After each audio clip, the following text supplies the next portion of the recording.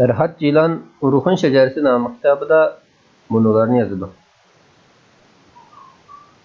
El etmiş bilgi qagan menge teşiga xiyalchan közleri bilen qarab aldırmay sözledi. Oğlum, ikkimiz nurgun menge taşlarını tavap qılıp görüp çıktık. İstemi qagan, çöl tegin, tun yılqoq menge taşlarını gördük. Bular emmisi özlerinin şerefli kişilerden hatır kaldırgan. Gördün mü oğlum? Şunç köp devirler ötüp ketken bolsumu, bu menge taşlar qaganlar ve kahramanlarının namlarını ebedileştirip saklap gelmekte. Tana gep qıldыңыз, qagan ata, dedi bilgi tarqan.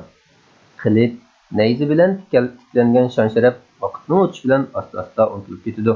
Lekin qalam bilan yozilgan putuk avloddan avlodga o'tib kishilarga ilhom beradi. To'g'ri deysan o'g'lim, dedi qagan.